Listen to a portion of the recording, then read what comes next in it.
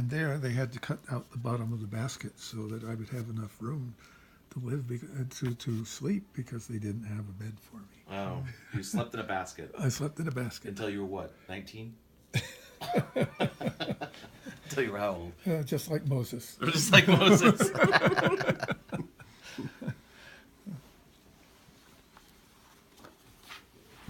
And Mom thinks that's a very cute picture. Oh, nice. Wow, you kind of look, who do you look like there? Like some of the grandkids. Well, I think that Christopher looks the most like me. Yeah, Christopher, but also a little bit like Lucy. See this resemblance? Yeah. Oh, Lucy's too beautiful to be. I know, but just the same,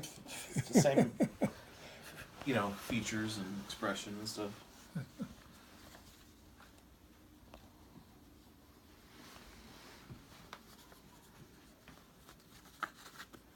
Okay.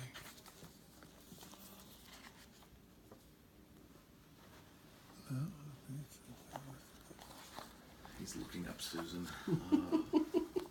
If only Susan was aware that you still were pining for her dad. Well, I'm really not. But this was a vacation to Maine. There.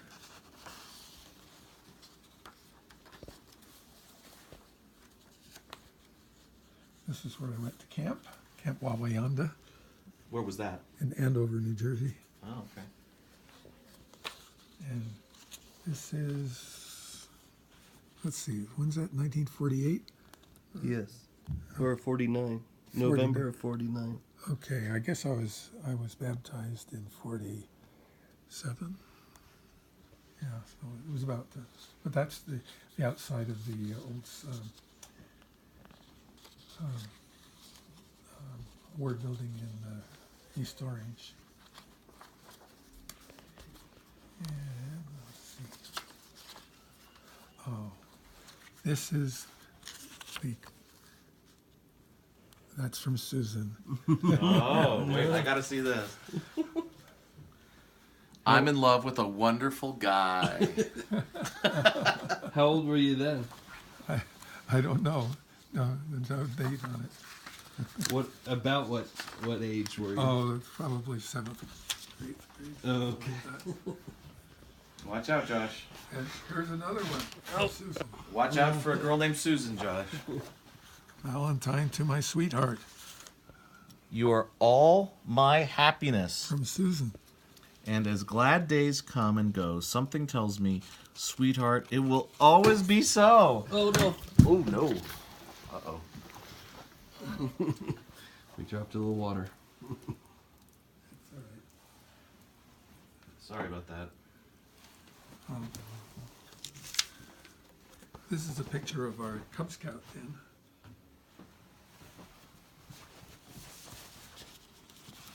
Right there, and our den leader was Mrs. Triggs, that was right next door. So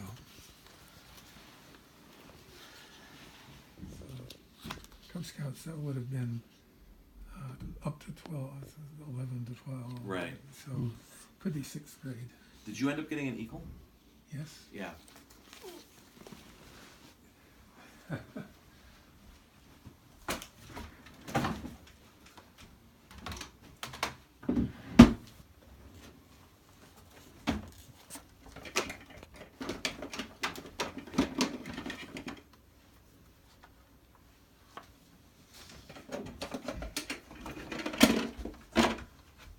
Okay, Josh, this is what I want you to get, is an Eagle Award. This is my original Eagle Award in 1956, signed by Dwight D. Eisenhower. Wow. Yeah, and here are some of the Eagle So you were from 17. my sons. Yeah. Well, Josh is going to get his when he's like 13. Yeah. Well, the church says you have to get it by 13 now. You can't drive until you get an eagle. Okay.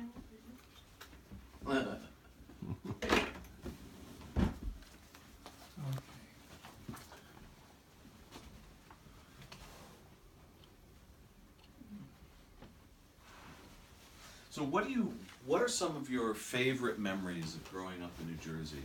The snow, the going into the city. What are some of the things you remember most fondly about growing up there? Because you know how today you don't want to let your children run around town by themselves. Right. We did. Right. We went clear on the other side of the town and into the swamp and all kinds of things. You know, we did a lot of exploring and batting off mosquitoes. And, Yeah, that's how I grew up too. I think it started changing sometime around maybe 1995 or something when people stopped allowing their kids to have fun.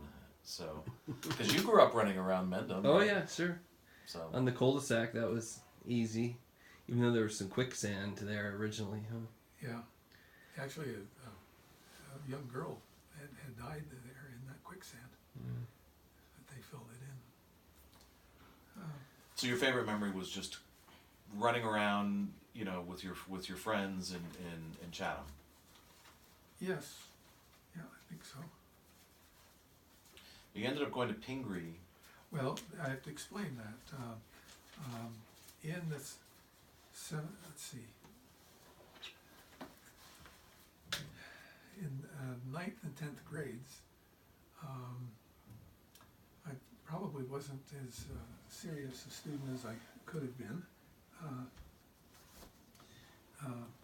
But what really precipitated going to Pingry was the Chatham schools went on double sessions, which meant that you would get up at 6 a.m. in the morning and go until noon, and then you'd have the afternoon off to do nothing. Or you'd go at noon and you'd go until 6 at night, Okay. and so you'd have the morning off. Right. And Grandma and Grandpa didn't think that would be a very good education for me. In the 1950s. Okay. And so by this time, Grandma was teaching in Livingston High School or Summit High School, English, and so there was enough money to send me to Pingry, which I've forgotten, I think it was $500 a year or something like that. But you lived at home. Lived at home, and junior year took a bus, and then senior year, I had a friend in the church who went to Pingry. His name was Claus Mueller, and he drove, and he would come by and pick me up, and we'd go into Pingry, which was a big drive. It was 45 minutes to get there, 45 minutes to get home. And it was at Pingry that I got involved in athletics, in soccer. Chatham High School didn't have any football because they had 2 fatalities. Really? And the town said, we want to be soccer. And they sometimes, they would be the state champions in soccer. Sometimes it would be Kearney, which is a large city in towards near Newark, north of Newark, and so I learned soccer in Chatham, and then going to Pingry, I became a fullback there and earned my letter in soccer, and was on the all-county soccer team. But when I went to MIT, they had at least foreign students, and I was not a good enough soccer player to be there. So I first year in freshman year decided to go out for crew, and at the same time I was in ROTC. I I was in Air Force ROTC, but only for 2 years, Was that in 58? 57, 58. Okay. Yeah. All the land-grant colleges, of which MIT was one, were required to offer ROTC. And since Harvard was not land-grant, anyone who wanted to be an ROTC from Harvard would come down and take classes at MIT. Got it. And why did you decide to go to MIT? Well, Uncle Bruce went to Cornell, and he graduated in what's called engineering physics, which was a 5-year program.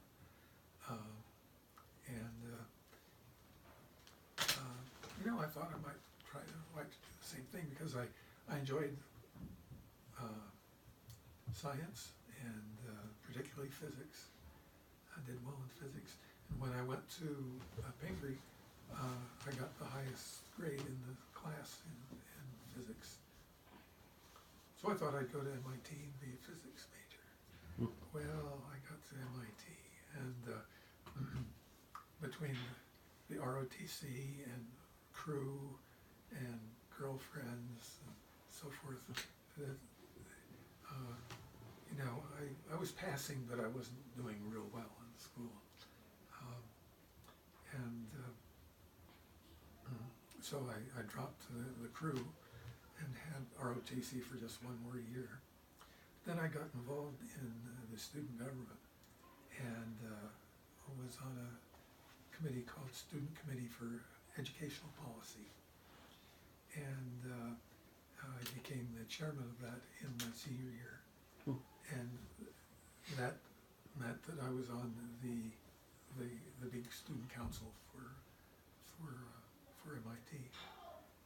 And well, what did we do in the Student Committee on Educational Policy?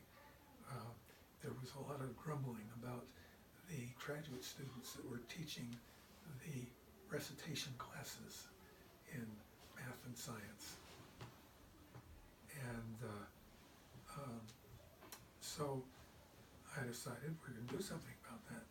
So we distributed questionnaires and had everyone rate their teachers. And they ended up being graduate students that were being rated. And they had these graduate students from India that you could barely understand them. Yeah. And when the results came back from that, I got called into the president's office. He wasn't angry. He said, "You've done something good here. We want to improve the quality of the education, so we're going to make sure people can teach before they get assigned." Yeah, I had a math class at Stanford from somebody who barely spoke English, so it was really difficult. Yeah. So that's one of the things that we did.